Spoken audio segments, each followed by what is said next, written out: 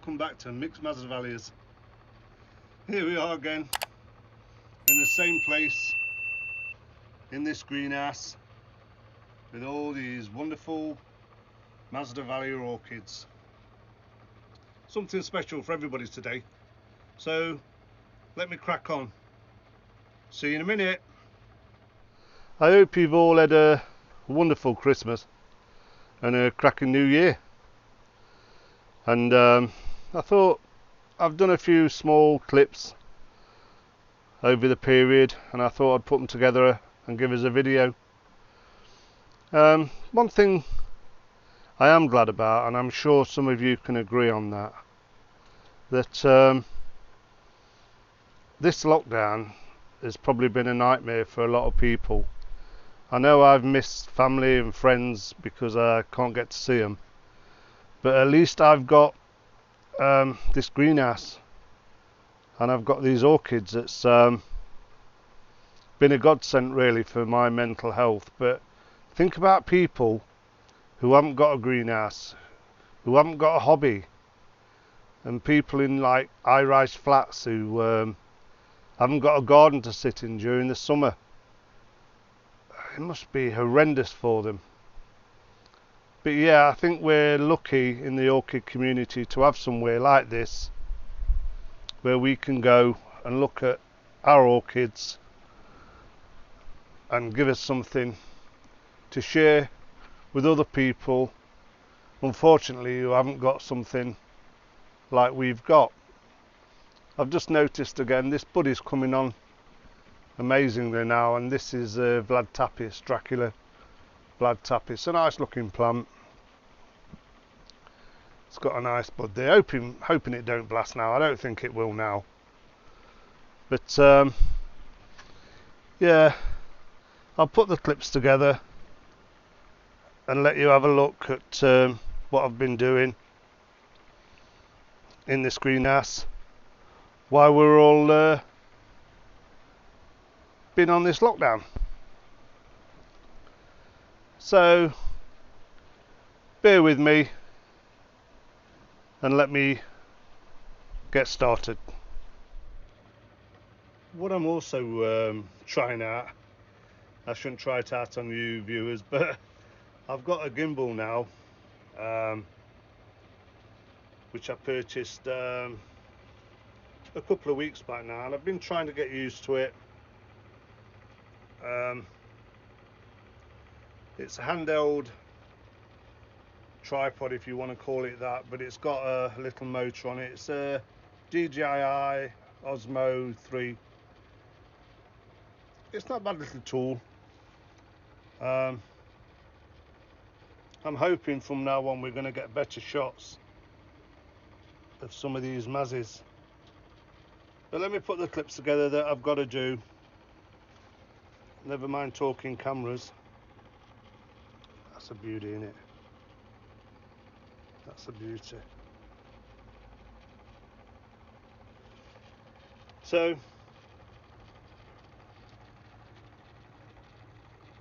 let me put things together so you can see this greenhouse and how it's going. And I've had this Pleurophallis palliolata for a couple of years now. I showed you the other day that it's put a bloom out. I mean, it's 3 weeks it's been like that. I'll get it down in a minute, show you. If anybody else grows Pleurophallis palliolata, you let me know how long it takes to open these bloom up. It's not opened yet, look, and the second one's producing. That's coming on as well. I know it's found in Costa Rica and Panama, and it can bloom at any time of the season, as long as you keep it moist. I mean, mine's growing on a mount in moss, but it can be grown in a pot, I suppose. The common name for it is the pale-sided Pleurophallis. Let's try and get in a little bit if I can.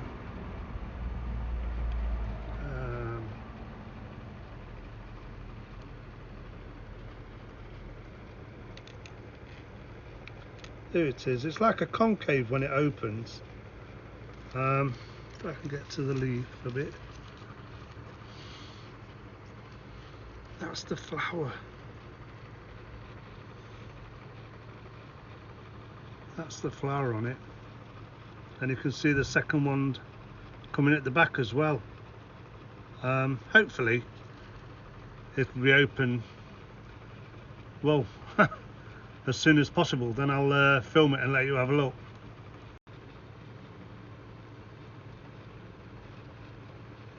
That's from another angle. I've tried to get a better picture of it so you can all see it, but it's amazing little orchid. Just needs to like open, so it has that concave like roof and the lower bottom lip. I'm just waiting for it to open, to split, so we can actually see it together. So here it is. I've got it down. Just trying to hold it so I've got the tripod on a stand at the moment. So here's the bloom. What I'm going to do, I'm going to put a picture of the bloom when it's open at the side of this now. So I'll try and download a picture and put it on the side of this screenshot so you can actually see what it should look like. But it's been like this now for a couple of weeks. I'm just waiting for it to open. When it opens, it is a nice effect. But if you look more or less right in the center now, look, there's a second leaf forming a second bud. And it's doing okay, this small plant. But yeah, look at the side now and you'll see the picture of what it's like. Palliolata, Orchid palliolata, when it's open. Okay, I thought I'd keep you up to date with that one because I know a lot of people ask about my Pleurathalis. Another thing I've been doing over the last week, over Christmas period, is my electrics. Let me just move my coleogeny out of the way. And there you can see my electric box. So the cables come from my garage into the greenhouse and they're now all protected inside the box. I'll open the box and let you have a look so you can see how I'm protecting all the cables in here. Yeah, so let's have a look in anyway. So inside there you can see I've got a 4-lead extension lead built into the box. I've got my heater on it, my thermostat, that is to a fan, and that's my black fans. Both black fans are on during the day, 7 till 7 on a timer, and the other fans come on at night time. But that cost me about, the whole box with the lead cost me about 15 quid from B&Q. But that's how I protect all my electric leads in this greenhouse. And this is waterproof, so once it's closed up and sealed again, that is now waterproof. So something else I thought I'd show you. I do check it, I do make sure that all my fuses are working. I do make sure that there's no water egress gone into that box, because there's a lot of condensation in this greenhouse, as you can imagine, and I try to check that as regular as possible. But like everything else, we don't always remember.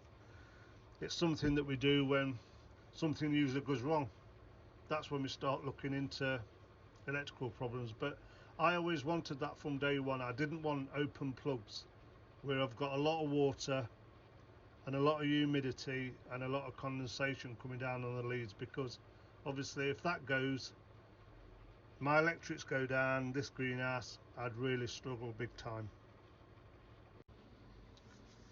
I have a second electrical box under the shelving.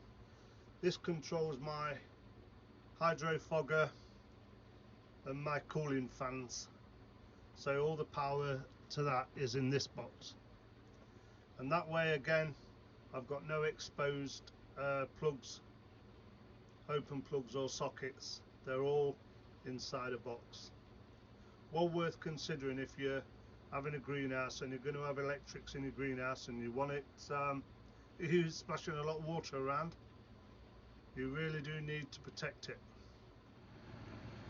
This is in answer to one of my viewers who asked me what kind of heater I use in this greenhouse. I use a 2 kilowatt electric fan heater. You can, it's in front of you now. You can either have it on single or double. I set the thermostat to 10 degrees, but the fan is constantly running on this. You cannot turn the fan off and just have the heater on. The fan is on all the time while it's powered up and it's powered on. But this will give out heat. As soon as the temperature drops down to below 10 degrees C, it'll kick back on and come on. During the day, obviously it's just blowing cool air, it's just a fan. But once the temperature drops in this greenhouse and we go down towards 10, this kicks on and helps maintain the temperature in this greenhouse of 10 degrees during the mostly at night time during the winter months. I also have a backup heater. Let's have a look at that. Well, as you enter the greenhouse, I've got a second heater.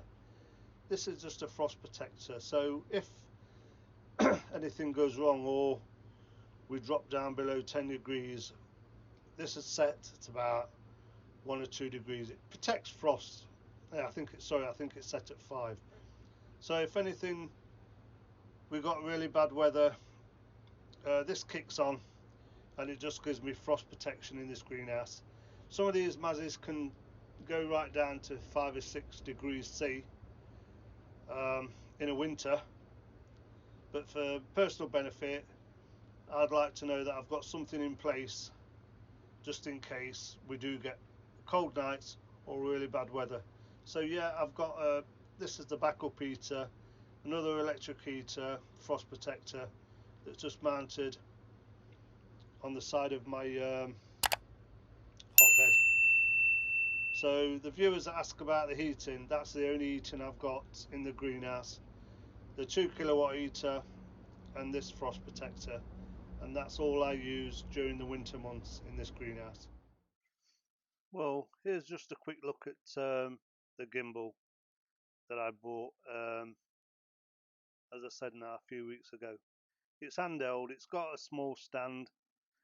My iPhone fits in there. It's got a motor, up, down, zoom, pan, record. So once you put your iPhone in it, hold it like so, take the stand off if you don't need the stand on, and just film. So I thought I'd show you that because there's going to be a lot of people out there going to say, what's a gimbal, Mick? What are you doing with that?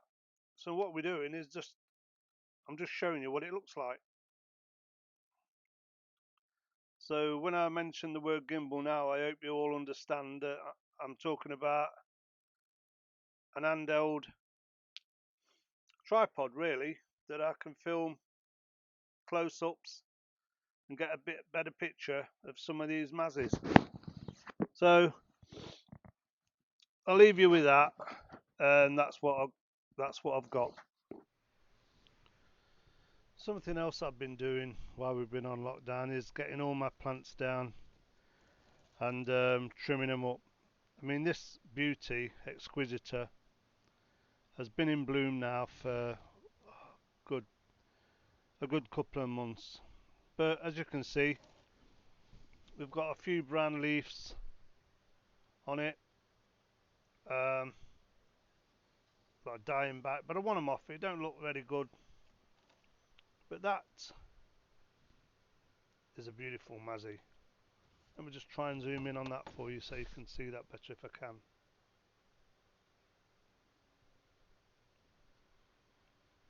There. Exquisita. It's found in Bolivia and Peru. You've got to admit that's a beauty in it. Anyway, let me get on cleaning it up because that's what I'm here to do. So all I do really is just clean off any of the leaves that I consider are dying back. You can see that, can't you? Going brown, drying out quite a bit, so there's no, yeah, that leaves drying out like it needs hydrating, but these are well watered and doing okay. But I've done it to most of them during the lockdown. I've been in here, I've been tidying and I've been cleaning, and I've been trimming these plants down. There's another dead leaf. So that's another job that we can all be doing. It takes us mind off things, what's happening outside, and I just like to keep everything looking span. This one, it is a beauty, but it's called the laughing, joking apart. Look at the size of that plant, and that's classed as a miniature Masdevallia. If you read the books and believe everything in the books, that's classed as a miniature, and it's a beautiful Mazzy. I said it's from Bolivia and Peru. The common name is the choice Masdevallia on this one. But yeah, that's another one of the jobs I do in the winter. I've got dead flower spike here. Let me try and take that off while I'm at it. I like to clean them up. I don't want to leave dead old flower spikes on it now. That's not doing anything to the plant, is it? Doing absolutely nothing. Now that to me looks a lot better. I tend to look under all the leaves to see if I've got any signs of scale or any pests, and I do this to nearly all these Masdevallias whenever I can. And we've even got more buds coming through here that's trapped. But yeah, beautiful plant, beautiful Mazzies are. But that's just another job that I've been doing during lockdown to make life easier for me. And one final thing on this exquisitor is, according to all the books, and if you look online and that, it flowers in the spring. Well, it's winter here in the UK at the moment, and it started in late autumn. So, as I've said, don't read everything and don't follow everything you read in a book. That's doing alright in this greenhouse. So, if it flowers for me, it'll flower for you. Something else I've been doing in this greenhouse is I've been rearranging all my Dracula orchids. I've said before that in the winter, when all the shading's off, I bring them up to get more light. So I've got them down the centre of the apex of the greenhouse at the moment. So this row here is all my Draculas, and they're all doing well up there. They're getting more light than they'd normally get, so I'm quite happy with that. But yeah, you can see most of them now hanging up, and that looks okay. I've got quite a few spikes coming on some of these Draculas. I'll probably leave that to another day to film some of the spikes, because it means taking them all down and a lot of work. A viewer asked me a question the other day: what's the biggest Masdevallia I've got? Well, the next time I'm going to get one out and let's have a look at how big Masdevallias do grow. And yeah, I'll find one. Let me get one down and show you. Yeah, Masdevallias come in all shapes and sizes. This is my Iabacana. It's a broad-leafed Masdevallia, very broad-leafed. You can see that. Got a few yellowing leaves on it now, dying back, because it's got to be about a 3-year-old plant this one now. Still not bloomed yet, but yeah, that's quite a big Masdevallia. People who want to grow them, look at the size, and that viewer that asks how big have you got some, that's one of them. And compared to that, let's look at something rather small. Strobelii is the smaller Masdevallia. Another species, but a nice looking plant. We've got a few buds appearing on this one. Yeah, you can generally get the idea that you can get large and small plants. I'll just get something else. Another large plant that I found in the Masdevallia genus, which is quite big, is the Masdevallia Overavis, and you can see this is full of buds at the moment, ready to open. But if you wanted to know the size of some Mazes, this just gives you an idea of how big Masdevallias can grow. And if I look down here, these buds are forming this 5 on there. You see the red one there? That's blasted. Now you have to think to yourself, why is that blasted and the other buds aren't blasted? Well, I'll tell you exactly why that's blasted. That's been dripped on from condensation above, either on a cold night, early morning, when that bud was forming. A drip came down from above and it's landed on that, because I know there's no other way of water getting on these buds. When I water straight into the pot, and that's something else to look out for. If you've got a drip, whether it's from like I kept Draculas above it sometimes in baskets, if it's dripped on your bud and you've had a cold chilly night, that's what you're going to get. And that clearly shows you there that bud has blasted, but the rest are okay. I've got another one that's more or less in bloom. Let me get you that and have a look at that. Right, here's another one of my Overavis. This one has more or less opened. Now you've got to admit, that does look, and I've always said, alien. But it is a true Mazzy. It's a beauty. That's got 6 buds or 6 flowers now. That's more or less open. That'll open a little bit more today and tomorrow, but that's what you get from an Overavis, another species growing well in here actually. There again you can see they get quite big plants, so when you're going to grow them, you can. I'll get you another couple of plants I consider quite big, but I'm sure there's growers out there got some Mazzies that's ginormous, because people go for the specimen sized plants. Me personally, I just like to keep them small, get more in here, get some divisions off them and swap them for something I haven't got. So let me have a look at something else.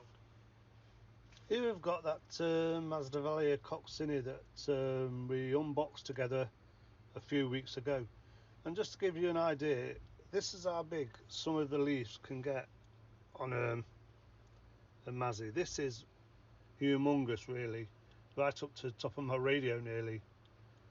But yeah, you can get tall elongated leaves on a Masdevallia, and hopefully next season this one's going to bloom for us now, because it's a beautiful Coccinea.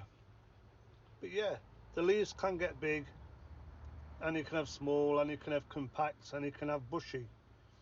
They're all different sizes. If I look at just moving over, Piviana is in there. Look, Piviana to me is a weed because it goes everywhere. This is growing out of the pot again. Look, I keep taking divisions off it, potting them up, but Piviana is always climbing out of the pot, you know. So when you make your decision on what you're going to have, be prepared for some small, some large, even going to get medium. I can't go away today from having a look at this Glandulosa. It smells beautiful.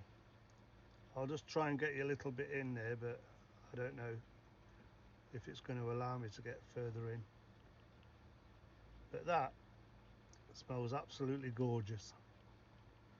And again, that's only a small plant on Glandulosa.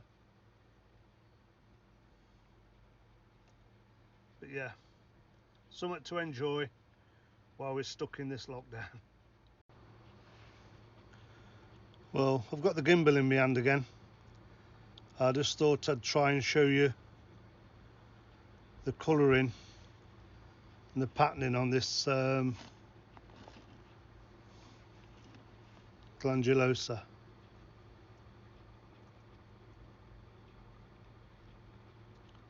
So you can see that better than what we've normally had. The lovely yellow spurs on it, the pink spotted effect on the tube inside, truly amazing.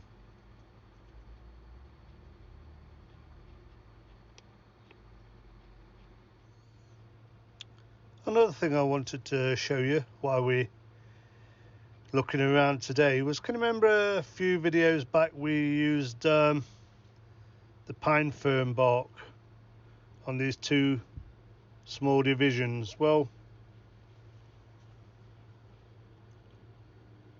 we've got some nice roots coming now. The plants have taken to it. Let's have a look at the other one. The plants have taken to it and they've started putting some roots down. So there we are, look. As you can see, it was a new media for me to use, recommended by a viewer, and yeah, it's done all right, and I just thought I'd share that with you. Over the next couple of weeks I'll get the 5 Viciana, what we potted. When we said in different media, what we've potted them in is what 5 local growers use, and I just wanted to see if there was any difference in what I was using to what they was using. So yeah, in a couple of weeks I'll get them out and we'll have a look at them. But that's about it for now anyway. So that's about it for today, viewers. I hope you've enjoyed this short video, what I'm going to call my lockdown special. But yeah, I'll just finish off having a quick walk around and let you have a look.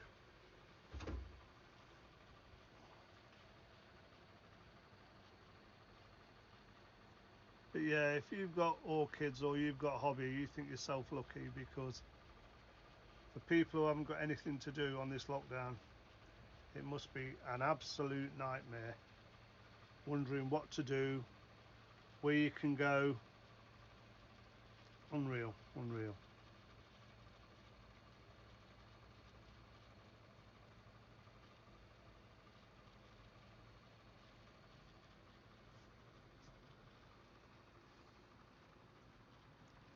That's a beautiful one as well.